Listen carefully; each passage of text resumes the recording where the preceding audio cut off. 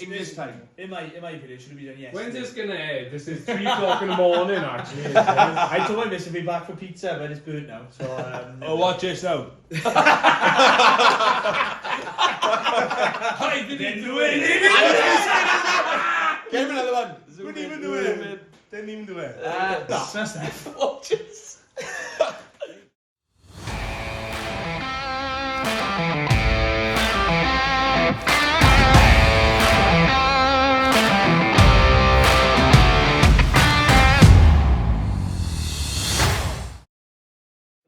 Just say, what's this called? Mud beers and sweat. That's how well organised it is here, boys. Sweat, mud and beers. Right then. Welcome to our first episode of Mud, Sweat and Beers. We are here at Glynneath Rugby Club tonight. Very grateful for Glynneath taking part, getting on board and helping us with our first episode. Cheers. Like to introduce yourselves, guys, from the left. I'm James, as you know from the promo, also known as Paz. Hands up. But yeah, here tonight. What do you want to do? Put my hands up. Come on, say it. Come on, say that up. I'm what am I? I'm the backs coach. Backs coach. Sometimes. I've got a food to drink as well. Backs coach in Glynneath, I am. I'm Jed. Jed Riley, my brother, there, coach. I play for Glynneath currently. I'm Alex Evans, captain of the Glynneath Rugby Club. My first part of the duo, Daz and Paz, but then Paz came up with a good idea in the change rooms on Tuesday. He said Daz and Paz, but then I've been thinking about it all day yet. I can tell you put a lot of thought in that. Yeah. Who's the best skipper? Well, no, he's got the numbers, so It's all about wins for me. No. Who wins a scrapbook? Oh,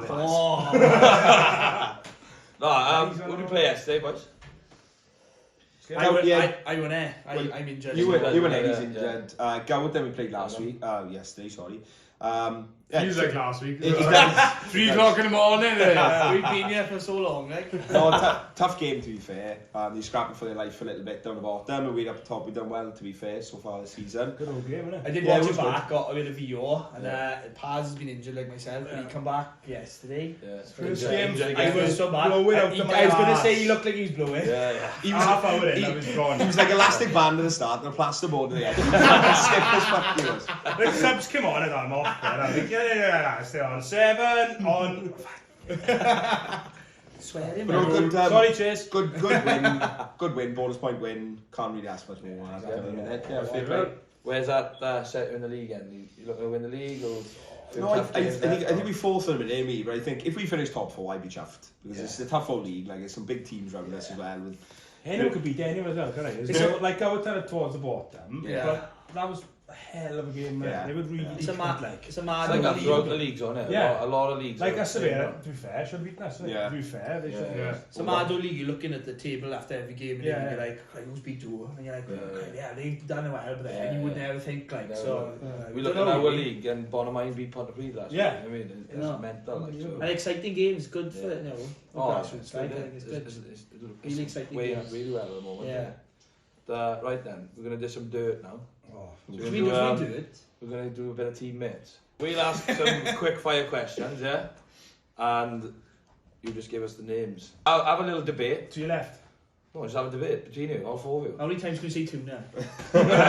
All of them. Be the answer. All of them. So, we'll start off with who's the biggest liability on the pitch? Oh. Yellow cards, red cards. Schmiel, he's got an excuse for everything he has. Oh, it's never his No, fault. in training, drop an eyeball, that floodlight was too light. Too bright to us. He's got a book of them, yeah. He's actually got He runs off it. I grew up with Schmiel, right? Yeah. And we call him Schmiel because he's a farmer. He's turned up to school stinking all the time. One of the boys, in Schmiel is. Schmiel! It makes no sense, like, but it smells. And the coach, they call him Schmiel now. But I remember when he was kids, like, he'd come up to me after the game, like, they pick on me, like, you know, they beat me up. I was like, oh, wonder why, like, do you know what I mean? He's horrible. Yeah. He's the one who's like pinching people, shouting, no, you don't want it. Yeah. He is. So he asks for it a bit, like, so yeah. He's got to have an engine on him, mind. He's great great player. round You need someone like him in your team. We were playing Kendigill up to the rain. that's The the best. worst conditions ever in my life. Freezing cold, water like that. 60 minutes gone, we were 28 nil up, we had a bonus point, And I was like, the ref, well, look, game's over now. Ken McGill boys were like, yeah, game's over. Shmi was like, I don't want game over. Shmi like, sorry, shut up. Like, you don't want to shout. Trying to rile him back up, like, trying to get him going. Don't want it, like. Shmi, all over. Good boy. He is a good boy. Shmiel might be brought back up here. Then. So, He might we'll start off then. We'll give Shmiel a break. Who's the best dressed in the team? Who's the smartest on a night out? Sammy Raj. No, is he? Yeah. Relevant to know. He looks good on the field. Sammy Raj. On the field, he's good, man. He looks after his hair. I've never seen a player at half time get his brush out, comb his hair. He will get scrums fucking shit today. One thing he asked me last season, what do I use my hair? I sent him a stuff. What was it? Can't tell him. It's only me and Sammy Raj, boy. He bought it. I don't think he dresses the best. He looks after his hair and his skin and his teeth. He's got a quiff down the teeth. And his teeth. We done a video analysis, right? And we got broked on the outside, right? He's playing. What was that word then? Broked. Yeah, man, a few broked it in. You got broked it in. Same round. We got left hand drinking. We got broke on the outside, and I was watching the video back, and like he was tracking outside him, and as he's running, he's combing his hair. He's chasing someone. It's serious. He's from Rincos, like, you know. Yeah, he should be back. His father owns a garage, a car garage. Full of oilers. He should be full of. That's what he's using today. Shake hands on. He come back, it's full of oilers. Is that what you use it? Since he's had his teeth done as well, he's had some stick on the picture. We were playing over in Australia, they call him Poundland teeth. I'm fair play, he takes all the chin. And he's a class player. And he's gutsy as hell. He's class. He is a class. If you looked at him and he'd come on, who's this? He's a 12, right? He's a 12, and the boys started calling him Woody because he looks like Woody from Toy Story. He got ragged around like a rag doll in one scrap. He's tough as old boots. He's class. And he's a good character as well. Right, well then, so we go from best. Who's the worst? Worst dressed? Worst dressed. Oh, there's a few. Josh Morris, Kev, he's wore the same t-shirt for about 20 years. He wears those brown shoes, the ones you wear. And that green Ralph Lauren shirt as well, it's been around the world. That's what I mean. He said, he always comments on my clothes. He's like, what are you wearing? Yeah, they're the worst. I've worn that every time since I was about 16. And going back to Shmi as well, right? Yeah, he turned up to training, right? And he's training kit. And the Glynneath hoodies we had last year, I'm convinced, right, you cannot crease it, right? And he turns up to training, even his socks are creased. I don't know what he's doing. He must be having an emailing session, because he's working on a farm, man, you know what he's like? He gets out and do it. That's what we call him, Shmi. Kev, his nickname was Kevin Bootcut, because he used to wear bootcut jeans when he was 15, right? With the brown shoes. Well, they were halfway up his shin, like, and his stack as well, that's where you get it. Yeah, that's a stick. When you're younger, it's always the best. We take care, who would you say, boys who were in? I don't know, fucking all the front row, I imagine. But Varden is not great. No. I remember Tuna once, we were on Tuna's bad. Every now and then, boys came in and look a load of kit in the changing rooms, like, oh, boys, got loads of left kit, anyone wants some? I checked it in. We were on tour, like, 2 days later, Tuna's wearing one of I'm a freebie. What happened with their fucking hair transplant then? I don't know.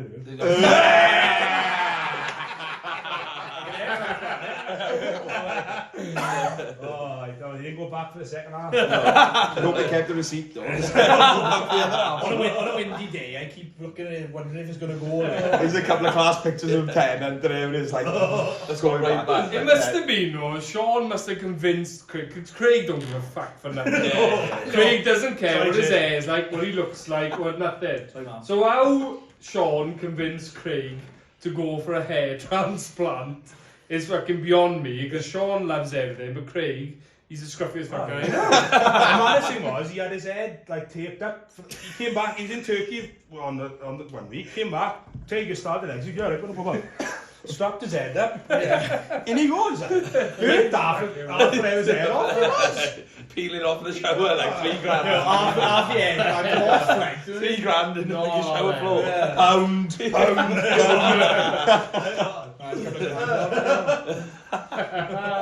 He said to him, the most he's ever had of his head. He took more of the back of his head than he put on top. Can you Oh, don't tell me on in this now. You're like... Oh, sorry, I'm turning him. He's all Sorry. over the place. You're Climbing the walls, mate. getting involved, man. So who's smellier then, tuna or Schmealy? Yeah. They don't Who is actually smellier? smell. Yeah. Schmeal never No, but you know what I mean.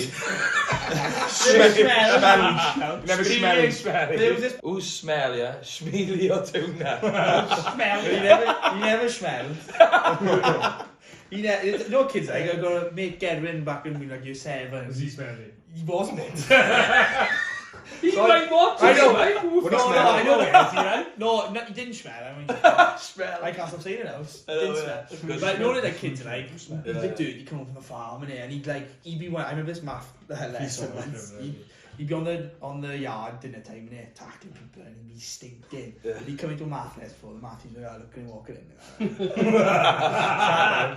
Bitty needed that in Welsh. What are you doing there? Yeah. He said, "Go get out." He said, because he was thinking like, you're not coming to my class like that. He said, "Out." There's a film where I don't shower. No. That's what we see it. Like, you go training, you have a shower, it's free electric, it's free water. That's a good. What's that sometimes? Free shower. Why you not? You gotta go in the car. Also, when you all the boxes on as Oh, well. yeah, I Ones know, who come in with yeah. their boxes. Shithead never shower. No, Shithead, Yeah. yeah. Cody Jenkins, great player, Oh, by fucking far. class house and half, Best proper like pass. he's a lot like what's the word from Scotland? Finn Russell. He's exactly like Finn Yeah. Russell, like Loose he'll as hell. do any, he'll win or lose a game like that. But he never showered. And apparently he had a good cock in him as well. But some Which was people- weird. In like water. Like. Sorry, Would have man. been weird. Some boys now still wear pants. Nothing wrong with that. Oh, Nothing wrong hey, with There that. is But I had a baptism by fire as a kid. You can tell me about it. I had a nickname which is cock watcher. Cockwatcher. Now, to a normal person, this may sound mental because I was only 15. I used to be T-boy and I'd come in to the shower and my pants get the pants on now, mate. But that kind of like got me involved with the boys. Like, That's just what what I it is mean. about doing it. That's Your the key confidence, about yeah. it. It wasn't weird. No matter It how was like, big or fat you are, or No. how small or skinny you are, don't care what colour leg you are, whatever you got. colour leg. I've seen some people got colour legs. Colour leg. Have you seen Smeal's leg? Yeah. When it's in the dip all the Which time. one? Which No, when it's in one? the dip all the time. Which one? Left. Oh, colour leg. You know. You got deep vein thrombosis. Oh, those Guinness are strong Yeah, anyway. he's gone, man. I was He's trying to gone. be like, you know, all that shit. What time's you beat it in the morning? Yeah, no. You know what I mean? Yeah, sorry, Jack. That sort of environment of the rugby, like Yeah. that nickname Cockwatcher as a kid. It was Yeah. funny, like it was funny for me as well. Yeah. I was like, what's up? What are you gonna be like when I was a grown older? Like that's kind of stuck. You must be younger now. I was 15. I If think. I was, Just peeking round corners. No, I was. Yeah, it makes it even worse. if I was, Yeah, that's it. if I was like We're going to be 19, banned now, straight from the off. you would have been about 8 years younger, 11. 11. So when you run a T on, when you run a T on for me after the game, man, like he'd be in the change room, Craig Moores would go like, cock watchers in, boys. Come here, cock. Come here, cock. You were like 12. He was like. But That's I remember that as a kid, and that kind of like growing up as an adult makes you like fall in love with the club and the culture. Yeah. Like the way they kind of like brought me in, and like you kind of feel a part of it then. Do you know what I mean? So as you get older, then you know I got my surgery for my ankle in a couple of weeks, so I can play rugby next year. Like I love the place. Like, you know what I mean? That's what rugby is, isn't it? Rugby is about, like, you talk about mental health and all that, but like, you put someone in a rugby team, Yeah. and then it doesn't matter what boundaries you got, what you're scared No, about, no. what you're about. That's what rugby is, isn't it? You'll find someone new, you'll get that card out of you, and you got Get rid of it a bit. Yeah, and it is, yeah. like, You've got that confidence It's a away bit with of talk as well, isn't it? Yeah, You exactly. like we sat downstairs earlier looking at all those old ladders downstairs and crying, laughing. But don't get me wrong, that's not for everybody. I can No, imagine, no, I no, can no, imagine no. a kid would be like scarred for life Oh, he's- for he's- that. Like, do you There's know what I some mean? people, that's That's what I mean. You go into a shower and we haven't got the It's- biggest really. it- We haven't got the biggest this. We haven't got the biggest legs. We haven't got this. we It's haven't like got that. an acceptance thing as well. It's like an acceptance thing, innit? Yeah. Like when someone new comes to the club, for example, see them in the shower and you go, fuck, Get look at how many legs we've got by or whatever, do you know what I mean? It's on Or it. a birthmark or something in his ass or whatever, or I got a bruise there now. Yeah, That's this what's chat, key boys, about it. this chat is perfect for the next question, right? Who's the hardest in the showers? Explain What do you mean? Oh, I've never seen someone like hard and there's something wrong with Are it. we talking about someone who warms it up before going? We all know the answer. I've We know never the fight in the answer. shower before. Yeah, we know the who gets a bit Who's of the perfect a man? flick on before he goes in the shower because he's It's scared? a flick on. Oh, I don't know. I don't know. Like everyone has a I remember in youth. I remember in youth, and I remember like proper drumming it home. Right, boys. No one in the shower. No pants on the shower. £5. If you're in there with pants, £5. So maybe they come to with you. And I remember Luke Shortman. You know Luke Shortman? And he's fuck right. So I watched him. He was sorry man. He's waiting now for Leigh to get in. In the shower, he comes in. Proper hard. Fucking hell, Sean, so what are we doing in the corner, man? Oh, sorry, is the way it is? That's the way it is. I remember you saying about that. I'm working for Bristol Unitech. Hopefully you can sponsor the cast. And, On the sponsor. He took us away to Bala. We went whitewater rafting. So like proper like rugby, you're born in rugby, it is what it is. So we went down the water rafting, done what we do. When the showers after, I just went boom, bollocks naked. Hey, so in the towel, in the showers, sat down, they all came with their pants on. No, like the other way around. You're only person. Hey, He's self-conscious. I was like, come on, little pants. Like, come on. It works both ways. Get him.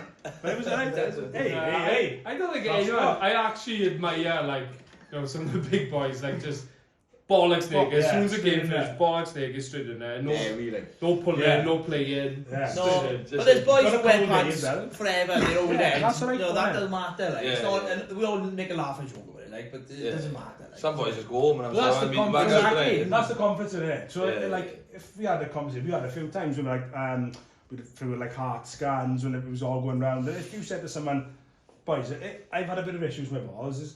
It's open. Make sure you check. Make sure you do this. Make sure you do this. That's what's. I think it's back to that, man. Talking to your mates, you know what I mean? Having a chat with the boys. Tell me I'm there up on the physio table. So, That'll be right. Maybe look at the good reading glasses on this one. Cough for me there. No, it is. No, you're alright, mate. He talked about mental health and all that, but this is what Yeah, rugby no. brings, isn't it? Yeah, This is like, doesn't matter who you are, where you come from, where your background It's is. a bit of acceptance. Yeah. It's like, Oh, that's What something your balls look like, how big they are, how small they are, how many It's cigar. funny. Depends how it is. Anyway, I don't matter. Yeah, don't matter. Yeah, no.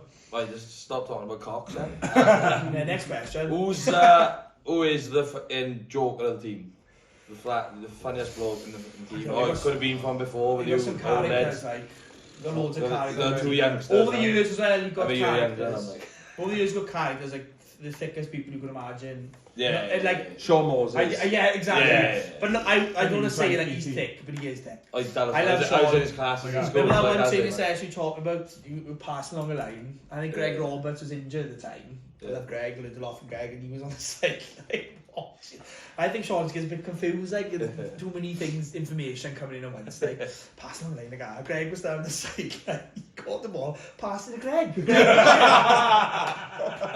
Sean? I don't know. Sean. But stuff like that's funny. But like, He's nuts. Yeah, He said to us once on one training session, Dai Puckett was taking us. And he said, right, everyone get the pairs. He ran up to Craig and grabbed like a three, is it?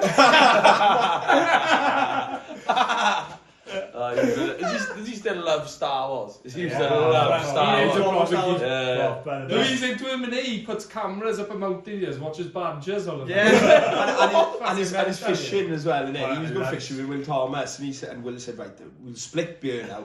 I'll go upstream, you go downstream, and which way's downstream? And it was genuine, like, he didn't know which way was downstream. Like. I can't take a picture of it, I was in all his cameras. I sat right next to him all the way. No rugby wise though. He's Oh, a he's brilliant guy. Problem. Engine. No training. would be all full of training, wouldn't know that. I mean, when you get him on the field, he's probably the toughest fucker there, isn't he? Oh, he's a big guy. I treat him as Sean, me and you were the workers, boy. Yeah, he would work we all ruck, day. we tackle, we ruck, we tackle, we ruck, we tackle. And he go, right. I know, it's funny. We need them to tell them. Honestly, no brain, no pain. Oh, just, and that is true in sometimes rugby, you isn't just it? go like that, and you wouldn't know what he's going. That front ball, he never was a front ball. Jokers, or I don't know, like Brian's Joker. Brian's a Brian's, joker. Our yeah. team manager Brian's The best, probably in up fairness, there. the best. Like we do like load of like up and downers where you got to do a shot of vodka, half a lager, pint of like cider, half of like worthy, and finish with like a shot of whiskey. Real nice stuff, like. And we probably the best. we probably do it most weekends actually. Yeah. Any birthdays. And then he'd be like, there'd be like a bag for someone to spew in, and then he'd leave it. Everyone's spewing it, and then you just swing. Next game, catch a spill! But he's kind of, you need something like that in the team as well. Like on the way home on the bus trip, he'd be like, right, shoot guys for something to happen. You need on a bus trip, everyone gets involved. Yeah. He's done that for years. Oh, yeah. I mean, like before I was playing, he'd been doing it for years. Like, and he's You got to, you How got long to. he's been there? Well, like before me and you. yeah, a long time. No, Brian can't remember playing anymore. Hawksy's done He's a it. good player, apparently. yeah. Well, I Hawksy- seen Hawksy, right? He's mental. Friday night, I was in a 21st birthday party, right? Hawksy comes in, he's been playing darts in the bar. He is fucking hammered, right? He comes up to me, he goes, Is he bullshit? I wish you mate, mate. I said, who's your mate? He didn't put the top on. I'm like, oh, Hawksy, I haven't seen no guy in here. It's his 21st birthday. Oh, you won't be in there then. Just walks off. He's gone. Hawksy always played rugby, and he finished rugby, he went out to football club in Glynneath, and then he like showed all the football boys like tour like all the drinking games and that. And he come back up when I was in youth. When he come back in youth, I remember one training session, all the boys, all the coaches were like away, so he had to take the fucking session. I was like, oh fuck. And he was like, he lined everyone up. He said, right now boys, we're gonna pass, boom boom boom, pop, loop. We were all like, huh? He said, fucking listen now, boom boom boom, pop, loop. We were all like, I don't know what you're doing. And then we were doing moves, and he said, we do this move, and we were going, right, what are we going to call it? He's like, got to be something catchy, you know, something catchy. Crabs, you can't do it. We call the move crab for fucking years, we did. He's not there. They like a double act, didn't he? Them two, they probably like a are double act. class. Brian up there, but the greatest. Yeah, the Brian's greatest ever. he plays fuck ever. Does, Coloured his head in once, he's bald, we coloured his head in. I We found permanent markers somewhere, and we're like, what are we going to do with them? We colour Brian's head in, he's like, yeah, go on then. Coloured his head in. I'll give him a fucking Nazi moustache as well. I didn't care. No, he didn't care. Took it like Mad Bright. he is Mad Bright. Mad Bright. I call him Mad Bright. Yeah. Mad Bright. Old legend. Right, we'll go to your favourite. We're probably going to have two different stories here because you've got youngsters and you've got some old heads. So, your favourite memories playing for this pub? Who's the start? Where we going? You can go, you can find Loads. Yeah, you Leave got our legs I start. think for me, there's one or two. I was thinking about this earlier. I think my first season in the old championship when Pi was captain, we were doing really well before Christmas, and then we dipped a bit, and we were playing against Newbridge out here, and they were struggling, but they were the kind of team who would bring boys in when they were really struggling, and we were playing out here, and it was a shit fight. The pitch was terrible, and we were winning at half time, and it was looking quite comfortable, and then all of a sudden it was a bit of a change. I remember they scored under the posts, and they had a little scrum half, and he was like, ah, they don't fucking want it, and as we were running back under the posts, and Parry heard him, and I never seen him lose his lid. I was just fucking hear that. And absolutely mental. And we hung on to win the game, and we survived in our season. And then when we were downstairs, there was like a massive dude downstairs. Max was singing, you know, instead of Wales defeated England, it was Glynneath defeated Newbridge. It was like those kind of things. Like that was my first year in senior rugby, playing at our standard. and it was amazing. But probably more recent memory, like that Mountain Ash game last season, like with the way that we won that, like on a random Sunday, I'll just chuck it on and start watching it. Like it's one of those where you think like the atmosphere as well. It was so hostile. As we're running out, you know, it was supposed to be a neutral venue. Like it was about 2 miles down the road from Mountain Ash. They had all the kids there. As we ran out, spitting, flagging it off, like, and our supporters bus broke down on the way as well, so there was like 300 of them, and no one showed up from Glynneath yet, so we were warming up, and they were ripping into us. It was just the way we won it as well. It felt like it was scripted. Yeah, like, we could write the game. Like, you sent the video in the group, didn't you? It was amazing. That's up there. That probably was better than the final view. Like that memory, like that feeling. Like if you jump to me now in the sense that I always want to play in the M Stadium or Principality, wherever it is. Always want to play there, and if it didn't the slot that kick was to get like there. 20 years or whatever it is playing with Glynneath, and then missed out. We had a semi-final, COVID it, and then we had lost the quarter-finals. We got to the year, the boys got there. I'd left and went to BP for one season. And then it was just like so many chances, and then Dylan put that kick over. I remember, but it wasn't probably my favourite memory. I remember running towards you after I could look at the kick, right? And I was like, look, I was supposed to put the back, wasn't it? I was looking at them, you heard him kicking it. Like they were screaming at Dylan, whistling. I've seen a video. You heard him kick it, it falls silent. And you just seen all the supporters running. I remember running a party, he's crying, he's like, we've done it. Do you know what I mean? Yeah, it was. Stuff like that's really special, but I think like you can't look past last season probably. It was a mental season for the club, win the league in skiwing. That was one, obviously rivals. Going the Principality, like my brother coaching as well, local boys. But I always remember my first ever game. Oh, that's mine. I was. Is you gonna say I won't say too much. No, say it. No, you say it. You'll have a different one. You say it. I only just turned 18, and it was when Paquette and Mike were still coaching. This how struggling we were in the championship at that time. They called me in. They had this 12 from Chris. We called Jonesy. He'd been retired for about 3 years. He done a warm up, and Mike Lewis came up to me and said, "We can't start him." I said, "I've asked Chris to come." I said, "You cannot start. You have to start Jed because he's been training a couple of times. You know, only once, I think once. You have to start. I said, "No." I said, "We've got to." Can start Chris like. And I'm glad he did because he had a He's I played against Jonesy loads times. He's never played that well. I was dual back to Cwmgrach, right? And we played against a ferry, and I was dual back from Aberafan. And I've gone up to the ferry for fucking come, and I've gone down the wing. And I'm going hell for leather like that, and it's only Jonesy coming across in the 22, and I'm like, I fucking got him. I've gone, and all I look like that, I can see him flying through the air. I'm going, oh no! And his ankle tapped me in the touch. But he would never let me live it down, he would. He's like, remember that time? All the time. I picture his face flying through the air, It's amazing, man. Yeah, no, obviously played really well, and what I remember from the day was I was like a new coming into the change rooms. A Bargoid had already been promoted, they were wearing promoted top. It was like it was a massive plan. And Glynneath had to win to stay up. And I was kind of there now watching all this emotion going on, and I was on the bench, and we started really well. I remember Tunas going ahead of a try, got injured, come off. And we were winning comfortably with the end, it was unbelievable. And I come on for the last 5 minutes, I remember Leachy had a walk in it. Back on the scrum, picked it up, I carried one carry I had. But that was it. I remember they scored right at the end and we were under the post and I was this now with people who I looked up for years. Parry, my brother, Craig Moses, all these boys. And it was really emotional because they'd done it and Parry's first year as captain. He took me done it, we proved them wrong. And I was like, I'm sold.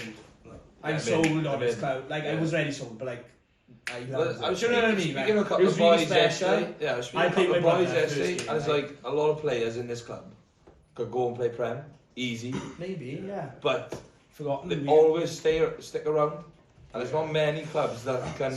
Like you've got your brother coming behind you, like you're coaching, your brothers come up, won't leave the club. You know what I mean? Al coming in as a young captain, behind Paz, won't leave the club. But Tuna's been sought after by every club in Wales, will not leave the club. And you have new boys coming, and we've had new boys in the last season or two, and within like weeks they're like it's the best club I played. Yeah, it must be the culture. They are all in. It's the best club in the world. I always say that. You won't play. We for believe the it I all. can't agree with it because I'll be stabbed back on the road. Bethel's a man. But I also too like to say best player to play with my life. Bethel's a man. The best thing I ever done was leave. I went to PP for a year. It was the best thing I ever done in my life. Yeah. And Bethel's a man said to me, he said, "Let me tell you something now, boy." He said, "You won't play for a better club than Glynneath." And then I went left and I came back and I realised This is it. this is what it's about. It's because we're all friends, isn't it? Yeah. Yeah, It's that's like- it. It's probably not Glynneath as such. It's It's so more like close. Of course, if you've got boys like around you, like if you're brought up in a certain place or like if you're in a little community and you can actually like if you're a good player, right?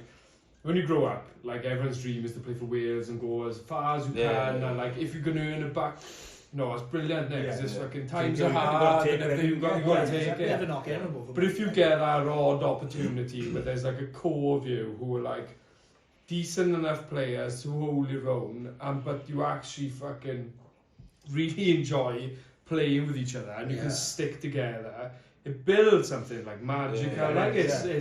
It's luscious. It is. And I remember like that's probably one of my favourite memories because I remember you coming on, like there's 8 years between me and Jed, so when Jed, like I said, Jed used to be a tea boy for us, like pulling the tea off me, so when he come on, I remember like, and your old man had just died, didn't he? And I remember like, it was like this massive emotion of, when they scored, like we already won, but there was like a Martian, I think you're crying now. I can see you talking. Don't come to me next. It is. It's like it was like I could see in him, like it meant loads to him, and when you could see him means so much to one of your mates. You buy into that, so you only got to have like one person to say that's really important to me. And you go, well, I'm your best mate, so it's really important to me as well. And that's what I felt as a kid. Filter through it, and it's, I know it's hard, like, that and Silver Ball, I reckon. Like, Silver Ball for me, that was special. We've won it twice since I've played, and both times, I never realised, like, there's an Invincibles photo of like Glynneath Invincibles back in the 70s, 60s, 60s. So if you look, there are all these trophies, and you can see the silver ball. Like, I remember always looking at it, going, "Fuck, look at that trophy. That's cool. Like the silver ball." It's a cool trophy. And I remember Banwin winning it. And they still live on that. In fairness, deserve and I reckon that, like Banwin's fucking one street, like, you know, and they still Roman has it. I still look at They're going to wrestle them now, though. Pip was the first person to tell me, you need to go back row. You're not a centre, you're not a winger, go back row. Fact, you know what I had him? When he first came, he was like, I'm going to kickbox, I'm going to play rugby here. He came down here, scrum off, see the fucking grenades he's throwing everywhere. I remember I failed to win a couple of times in kickboxing. Right, come on, let's go again. Brilliant, give me him, I want him. Second prize, right? It's like a wee man kicking myself in the head. Silver ball, and for Banwin as well, like they were more, like, they might have had a bit of money up at then, but they were mostly fucking homegrown boys, and it was like even now, you've got there now, that is like one of the best memories, and for me, like Silver Ball, like I think we played Meister Quins the first time, and then we played Rubina and the brewery, and those memories, we've partied more off those than any league or they're massive for me. It's coming. I would say the boys have probably said mine, but like Mountain Ash was key for me because I always wanted to play here. I missed the season I left Glynneath was the season they got to the Millennium Stadium, and if I did on the slot that kick, I'd left my sister-in-law's wedding, and then we'd come back. We drove up in that morning. Play that game to drive back to the wedding.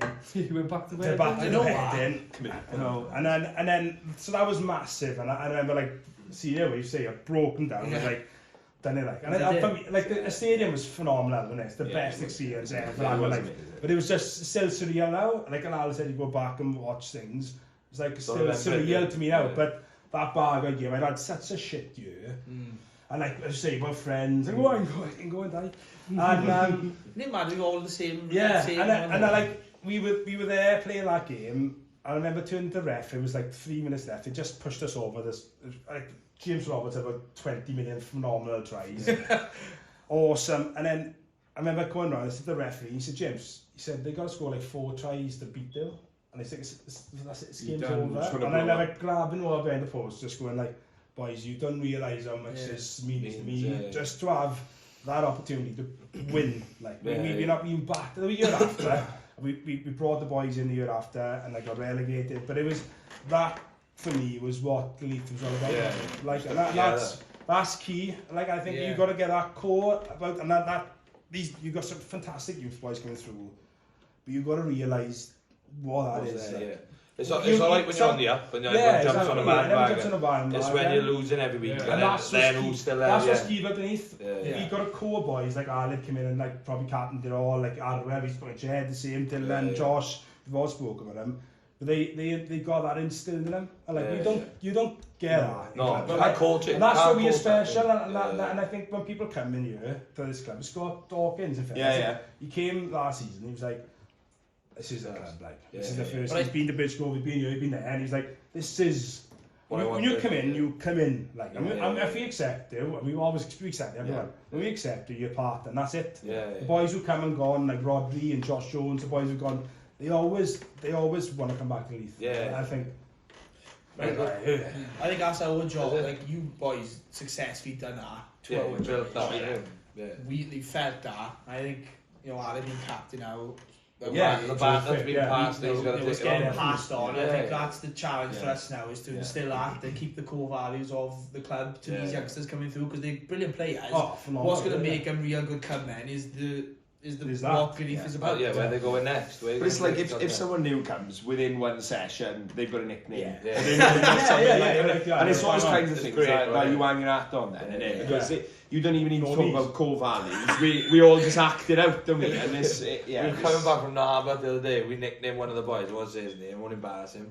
But we nicknamed him Sharpay for the shape of his testicles. That's funny, isn't it? Ball bag was horrific. It was like Scott Dawkins, most pale man you've ever seen. It was like, but in the drill, like on the floor, in the rack, someone went Casper, boy. Because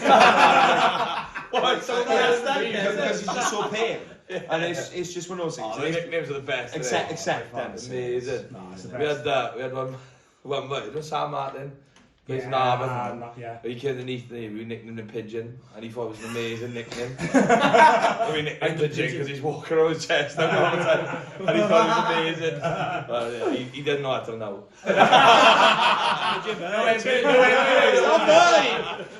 Everyone knows it. Do you have a refill or? Yeah, pretty nice. Pause it. Nice go, where's the boys? Oh, boys, it's isn't it? We got deep there. I was going there.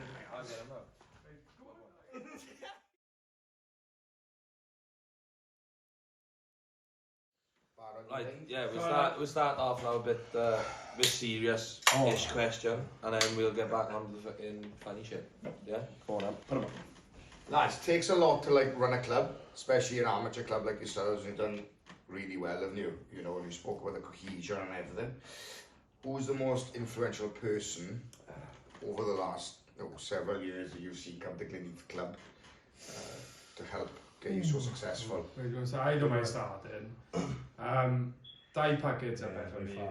I think when Die Packet, so to give you a bit of context, and God rest his soul, he died maybe 4 months ago maybe. So Die, right, was he's a Glynneath boy. He played in Glynneath, and then, as you boys know, he went from Glynneath to Resolve, and before he came to us, he was in Britain Ferry. So when he came to Glynneath, he was there just before I come out of youth. He was the first person in Glynneath to bring a bit of like professionalism in regards to like like at the end of the day it's a hobby for everyone. Grassroots is a hobby for everyone, right? But it's still slog. You still got to buy in. You still got to get ready in like every week, and you still got to work in Tuesdays, Thursdays. And he was like the first person that I thought, oh my god, he's really looking after us. He spent his own time, his own money on just giving us everything we needed as a grassroots club, just to feel a bit special. Yeah, well, it was just even little things like you go up, like set the kit up in the changing rooms. You go in the changing rooms, your number be up. You'd have a bottle of Lucozade, a bottle of water. Yeah. And we had our own towels and everything. Like you don't get, we were like, when he started in Division 4, he took us all the way to Championship. Yeah. Like, and like, and I'll say is about Di wasn't the best of coaches, like as in technically, but what Di done was like just bring boys together, and that is grassroots rugby. Like we talk about like how good Glynneath is because we're in Glynneath, but any grassroots club can have something special if everyone just buys in and believes in it. Definitely. And when you play for something that's a bit more than yourself, and you feel like you're looking after people, and you feel like you're doing it for your friends, and like Di brought that, like, and he turned this club round. No doubt, he turned this club round from like a club that had like real good, I suppose, done really well, invincible, as 70s and all that, and then completely dipped.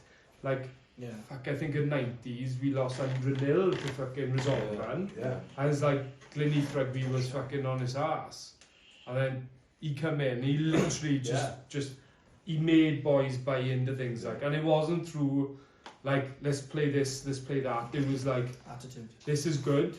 Let's have a tour. Come in, let's have a tour. No, it is. And he was like, because again, it's a hobby. Yeah. Like, why would someone want to go to a hobby if it wasn't enjoyable? And he made it enjoyable, and everyone just bought it. As soon as a club starts winning, oh, you won a league, some other players then, maybe not getting a look in somewhere, will go, well, actually, I could jump in there and like have a go, and like, like everything was fair and everything was good, and he changed. He's done so much for rugby and grassroots, not just in Glynneath. It's Valley, it's all Valley, isn't it? We've seen it in his funeral, isn't it? Yeah. When we were on his funeral, and I think it was Craig Evans, isn't it? Reading out everything that he had won with clubs, and it was just a massive list, and it went on, and he was winning everything. Absolutely. And it just shows, like you said, he'd have coaches around him. He wouldn't necessarily do the coaching half time, but he'd make the foundations of the club and bring everyone together. And like he came to Resolve, and I know they had like 11 boys training at the time. And next minute they're winning cups, going up the leagues. They got a second, you know. And he's even like organising stuff for juniors and youth teams. Like he's amazing. The bloke has worked like harder than anyone in the club. And, but it always felt like he never worked hard, didn't it? It was easy to him. He was the nicest guy in the world.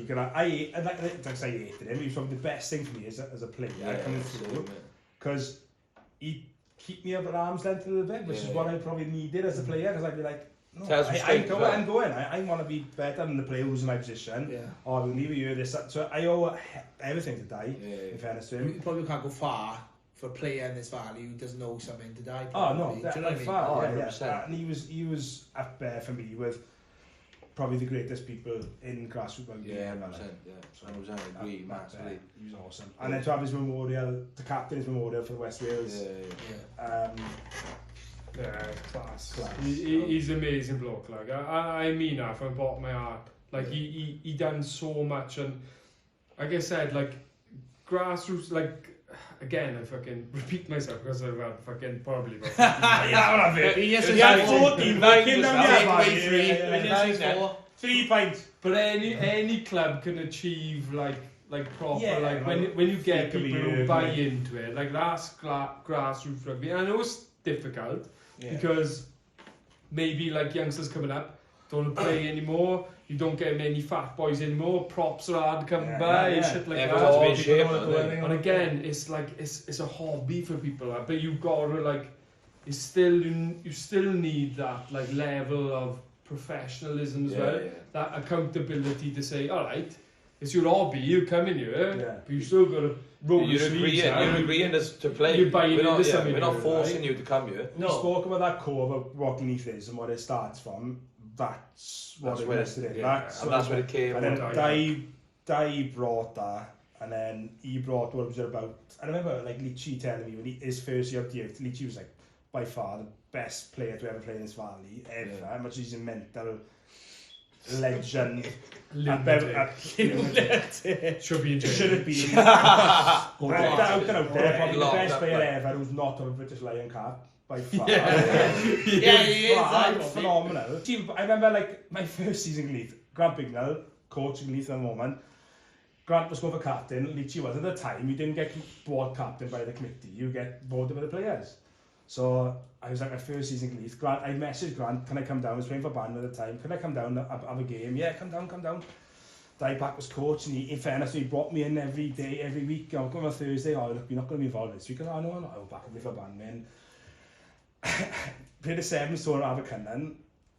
We had a vote on the Saturday. Leachy turned up from the night before. With a can of asked Di for £1 for Lucas Aid, come out with a can of oil, right? But then he brought the best out of them players, didn't he? He brought the best out of Tuna, like can't control no. He still had them to buy in, like they still saw like he could read characters like down to the he knew how to like play. He knew how to play me. He just scored one, and I'd be like, I hated him. I hated Di.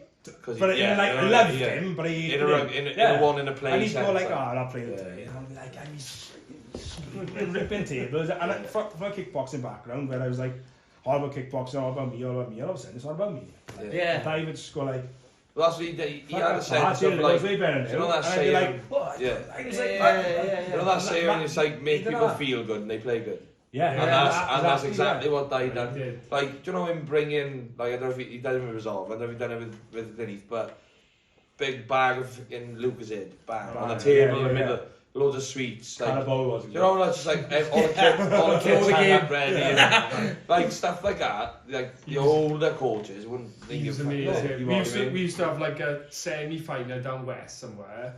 And he'd organise like breakfast. You feel like a pro. And you just play that. But like Kit was a massive. Kit still. Like even now, Kit like for us. If Di was here, I know, like a start of the season, I'd have the best kit. We just had vests and it was winter. Exactly. As we kind of missed the boat with Di. I remember him like when I was young, like. I do remember walking in and seeing water bottles, Lucas Aid, everything hung up. I was misled a bit. I was misled a bit because when I got older, that was not there. Like so, like Jack said, it's one of the worst clubs for ordering kit ever. Like, you get your playing jersey the last game of the season. There was a few boys though. I was thinking, listening to you saying there, it's really hard for us to disagree with that because. I agree with everything you said, absolutely. But we weren't there as much as you boys. But I obviously do appreciate. Like I said, I owe something to Di. In my first game was when Di was in charge, so I know we had a part to play in that. Personally, the legacy as well, really, which you said that cohesion comes from something he said. If you come from a personal point of view, like as a youngster, who's been really influential on me, so I'd look apart. I think you answered this question earlier on. When you said like my brother, Party, those boys you look up to. 8 years of a captain, and being the cock watcher. I got that nickname. But we mentioned him earlier. I always said that our current head coach Grant Bignell kind of epitomises for me. He's always been around. You look at that captain's board, like James, he's there all the time, and he's gone from that. I remember personally picking me up from Cardiff as a uni to bring me back to training, and that's the type of guy he was. Like, he'd go up his way to get me, bring me back as a young kid. I always remember that. And he's the same, and I think Grant epitomises that, and he's doing a fantastic job. And again, Di's but that's rubbed off on Grant. Exactly. I don't think anyone's done more for the club than Grant Bignell, really. Because like, remember I said when like Resolve and beat Glynneath like 100 points, like Grant was there. Do you know what I mean? He's been around for fucking ages, and he's been living in Penarth the last 10 years, and he still travels down Tuesday, Thursday, Saturday. So you see you got a board downstairs like life members and stuff. Grant is Forever. epitomises what Glynneath is. And out the best Glynneath person you'll ever meet. Do you know what Grant always does as well? He's distilled this in me a bit. He won't quit in regards to, no matter what the situation is, he'll say, we'll do it, we'll play, we'll fuck him. He's always like that. Sorry, Tris. Sorry, mum. Sorry. Even to a point, right, when we went away to Halifax, so we went away to Halifax on tour in Canada, and Pikey, someone hit Pikey or something, and we thought he was dead to me. So his head was bleeding. So we woke up in the morning, and he was crying, Greg Rob was crying, Pikey was sleeping. I wasn't crying. He was crying. Leave it, man. Leave it, James. Leach was crying, all like we had a real bad time with James. We thought he died and all that. So we woke up in the morning. This was like 5th day in the tour. We were all fucking tanked. Leach's first night there. He comes out of the thing. So I was going to Grant. I was going. I don't think we played rugby today. Why? Like Pikey's really, really bad. Like looking. Who's bad? Pikey. Who else then? Well, no one else. We're fucking playing. And like, you know, we were all like over to fuck going, please just call it off. And I was like, no, I ain't fucking calling it off. Why is we fucking playing? It's that sort of mentality, no matter what you've got. Like, Bonamine, end of the season, we had like 12 boys, dragged everyone in, could have called it off. We've won the league, we can't do anything. He's like, we're going down. No, we're not. No, we're fucking going. And that's Grant Bigner's mentality at this point. I love that. I've always chased him as well, because not in the real way. He gave me my first game for Glynneath as captain, and then I give him. Obviously he was captain for 5 years, and then he gave me the captaincy when he started coaching, and I've kind of gone on and on and on, and he's always just says the right things to me, and probably and I can only say from me, he always gives me the right, and even now, you know, after 5.5 months injured, comes in, gives me a game and goes, I'm not playing next week. I'm like, like he just knows what he needs to do, and that's probably just me, but I bet he does that for it. He probably does it for you. He epitomises Glynneath to me. He is. Type pack, Grant Bigner. The boys. Those are the boys. Nice boys. So you alluded on bringing tours in and stuff. What's your favourite tour you've been on, or favourite story, funny story you've got to share with us? Can I start? Because you boys have been on way more tours than me. I know you all got kicked the fuck out of in Canada, but I've only been on one big tour, Glynneath. I played for 9 years now, but those big tours come up very live all the time. Do you know what I mean? I've been to Butlins and Albufeira last year, great crack. But we went to Canada a few years ago, and that was kind of like, you've heard stories about like grown up years. Long trip. A week to Canada, and you got it. Got a film now. Well, that's one of the things. That was what I was going to mention. Like the effort that goes into organising that, and Grant's one of those people makes those tours happen. What it does for a group of players and a club is unbelievable. I've never experienced something so funny and so enjoyable and so like. It was amazing, wasn't it? It was. It mental. And like you alluded to it, my brother's quite infamous. The tour before was a Canada. Where was it? Calgary. It was Grant Bigner actually. Who was always a tourist, and he didn't go. So he had a funeral for him. I think everyone who was actually in the hotel thought it was a real funeral. It was. It was. So we had one for Griff 4 this time because he didn't come. Why didn't he come? I don't know why didn't he come. Oh well, I don't want to mention it actually. Was that Johnny the Jab? Every time we say Johnny Jab, we go Johnny Jab. Johnny Jab. And you made me so I won't say no more about it because it was mental, but I'd still say I've never been so pissed in my life coming at that. It's unbelievable. Great crack. So yeah, for me that was my only big tour, so I probably these points. We would remember many more. Like you said, your brother's a captain now, your brother's a coach now. You know what I mean? You're going to take on his role of taking the funerals on. Well, maybe. Hey, he's going to want to sit back and watch him again. No, I think I'll have to tell him this. He'll always go. He's funeral. He's going to be in the funeral. I'll target. Oh, he'll be going longer before I'm done. Like he'll be still going. Jack. If you don't go though, Jack, who's running the funeral for you? Oh, I don't know, like youngster. I don't know. G dog. Yeah. That's good. He does it for a living, doesn't he? He'll have a brochure and everything. Oh, you have all the gear. The first funeral we ran, Oh, it's far. this is how mental it was. We were going through Calgary, and Grant Bignor pulled out because he had to go to fucking Disneyland, I think. So anyway, so Disneyland, right? So me, Greg and Paddy got together and we realised that the only older boys that come in was Oxy and Bright. Couldn't believe it. How are they going to manage it? So we said, we'll have to get together, we'll have to do something. And Greg was like, we'll do funeral. I'm like, bro, Grant Bignor, he's not coming, we'll do funeral. So like, alright. So we told all the boys. We come here and we said, right boys, we spoke to one of the nightclubs out there, Cowboys it's called. One of the old boys that died, they want us to come there, they're going to put a big bash on, but they want you all to bring funeral clothes. So all the boys like, no question last week. So when we went there, we went to a hotel and I remember speaking to one of the women there who was like a events organiser, and I was like, you've got rooms upstairs, can we rent a room out? This is for one of our mates, he's not with us anymore and all that. Like, and she was going, oh yeah, of course, I'm sorry for your loss. I was like, oh, thank you very much.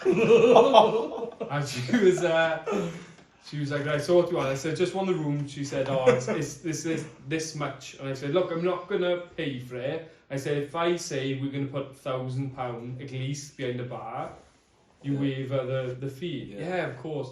But you got to have food in there. And I was thinking, well, buffets, you normally have buffets in funerals anyway. So some nibbles out there.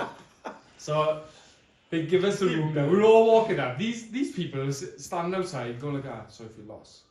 So as we're walking in, boys all dressed. Boys all dressed. We told the boys. There was a guy who used to play out in Cardiff, who used to play for Glynneath, and his family have asked us, can we go away? And they didn't even question it. They went, yeah, right.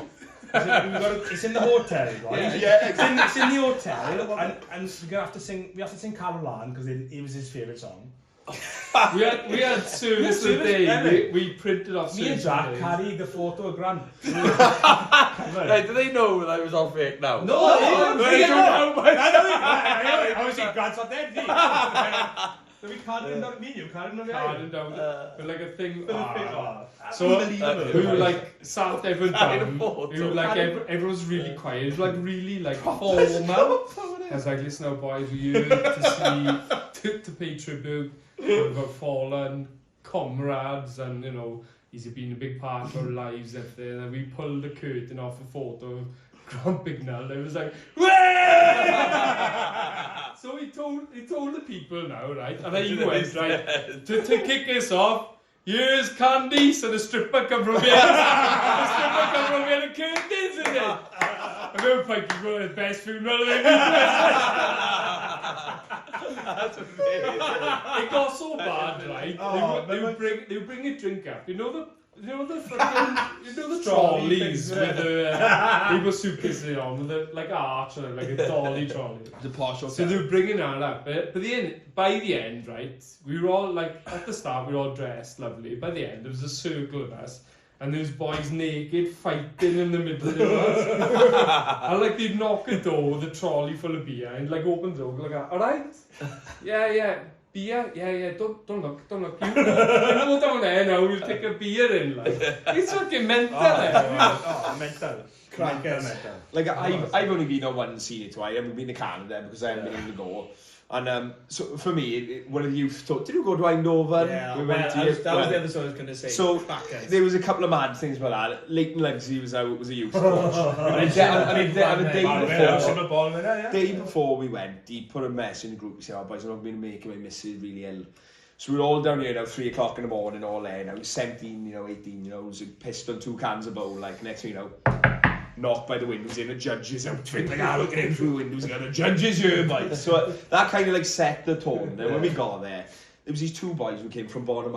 I can't remember their names. They were headers, like they just kind of tagged on. They knew someone was coming. And we had a kangaroo court, and it was unbelievable, right? We rented basically this pub out.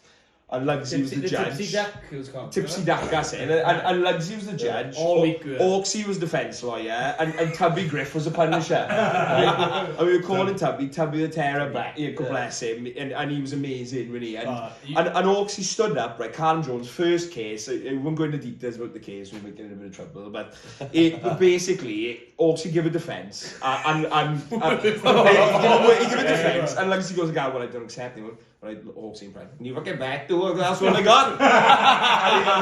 And he goes, right, Mr. Orks, 2 lashes, please. And he just pulled his pants out so slowly. It was like, a Western, where it's like, pulled his pants out, now Tubby's got a belt over his shoulder. One leg up, bang, 2 lashes. Orksy went about 5 inches off. And then after and Marcus as well, I remember, right? He had one punishment where he had to put, you know, in like the toilets in the bog, you know, things, right? So, got to put it on your tongue for 5 seconds, right? So Marcus does it now, runs back to the toilet, he's been sick. He's fucking chewing on it. What are you doing? And then after that, then it went on, and we stayed in the Tipsy Duck, didn't we? And we were dancing on the table, a couple of us with our tops off. But we Lugsy saved your life. And well, honestly, we could have had something real bad. And this bloke came in, he just spat like that, spat to me. I thought, it was full of spunk, 17. Go outside now, bang, clipped me. So everyone's flooding out this pub. And then all of a sudden, like he goes, boys, no, you've got to stop. They're football hooligans. And what?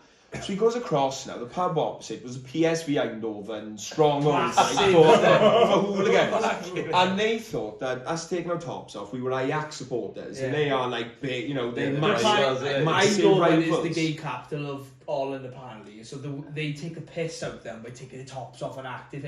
He had to go in and sort it, and he said, the thing is, you know, we don't fight with fists. And he picked his top and he stabbed March over it. So he got really serious anyway. So Lugsy comes in and he goes, right, boys, nobody now take your clothes off. Nobody's getting naked. It's a line in the sand. We're going up the street now, away from here, away from trouble. So we go up the street now, we're going in with a trigger.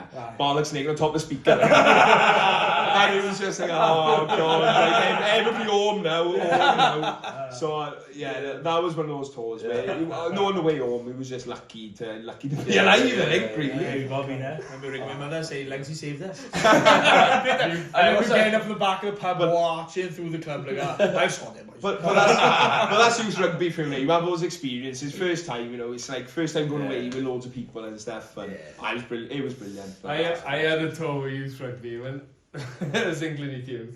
Went to Blackpool.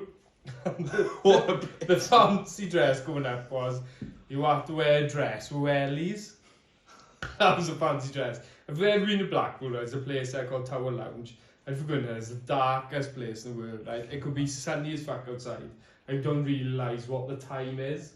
So I'm going in there with like a dress on and wellies. I remember saying to like Crusher, I like a photo. They were like, I said something. They realised that I didn't have pants on anyway, right? So they stripped me bollocks naked now. I was standing in this Tower Lounge. No, I like pants. Yeah. Bollocks naked with wellies on, and the bouncer came up to me and he was like, "You gotta go." I was like, "Well, fuck, what do you want me to do?" Like, he said, "You gotta go." And they kicked me out the back, and I realised it was like 4 o'clock in the afternoon. There's like a Woolworths opposite. It was like women coming out with their shopping, and I was standing there bollocks naked and wellies. Right, we put a post up earlier asking for some questions from our followers. We've got a couple, so we've picked 3 out, which are the best ones. So we'll ask them, you answer, and we'll go from there. Simple. Yeah, go lads. Go. Starting with, this is really nice. Does Stevie Wonder cut Jed's hair? I haven't had one in 3 weeks, so... No, I tell you who does cut my hair. The dentist. Vicky. You cheeky man. Sorry, Tris. Vicky was I've actually got a thing about cutting my hair. One of my best mates, Harry Pies. His mother cuts my hair. I still go to his house to cut my hair. I remember I was in Cardiff. Stop it. I shouldn't I? Really? No, it's not Vicky. It's Jed. It is Vicky. He is Vicky. I'd be so worried about going somewhere else. Youngsters these days, they want silly haircuts. They know, but I go to she knows what I like, and if you compare it to Steve Wonder, then What, if you give an extra 10, that's just something else? No. Finishes it. 10 is all it costs, isn't it? That's it. You go to Bro Blades over there and pay £20, and I enjoy my £10. That's what they learn goes. I have a cup of tea. I think guys. Next one. That's what I say. Who's on the better of each other, Skewing or Glynneath over the last 15 years? Well, the only one that counts is us winning the league in Skewing, I think. Absolutely. Last season. Exactly that. Only thing I let out So was suck no on our trophy, to be honest. But no, it's been a bit of a bogey play, especially on here. That was the first time last season I'd ever won down there. Or I'd been on the pitch playing and won, like. So it is one of those places where it's a tough place to go. It's a local derby, and it has been your local derby because obviously the other clubs around are in the lower leagues. So I think and they'd always be lower in the league, and then they'd play us, and they'd just be on fucking fire, like. Because it's that local derby feeling, isn't it? We've been around a bit longer. Well, You boys may have had fucking lucky. Like me and Party went years of even winning in Skewing. Yeah. And like Skewing boys, like I get on, Amazing boys. Fucking good crap. Baselli, Gamo. Baselli asked this question. Legend. And I asked him, I said, who do you think it is? And he's like, I don't know. He's like, it could be next. Actually, you said to me that you'd never won there before. No. I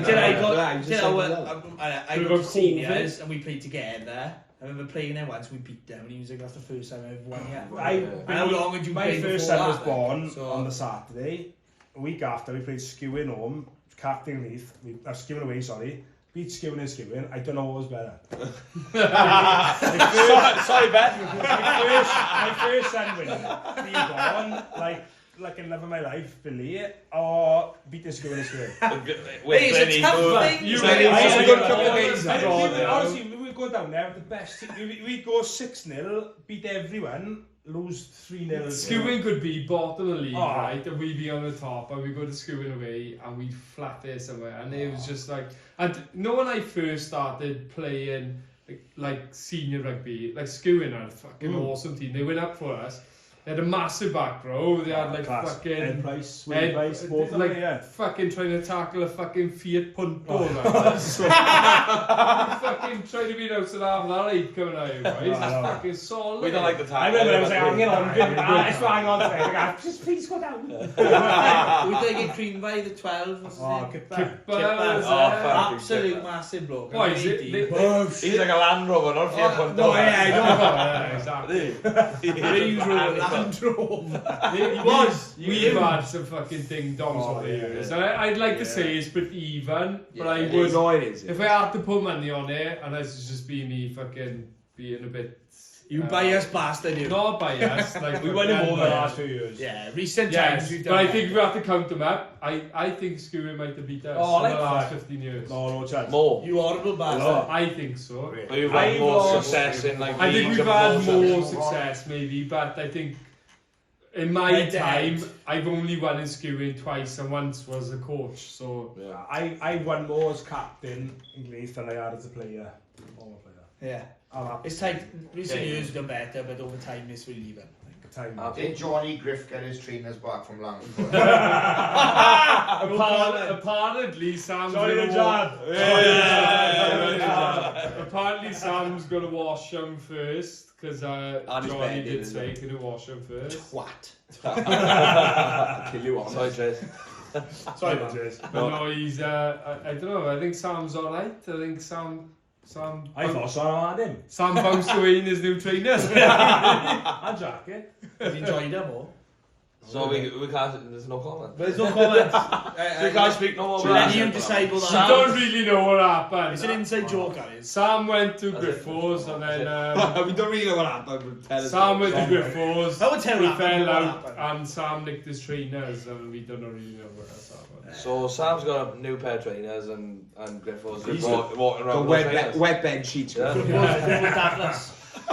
What is Glynneath's winning song? I was introduced by yourself, Jack. I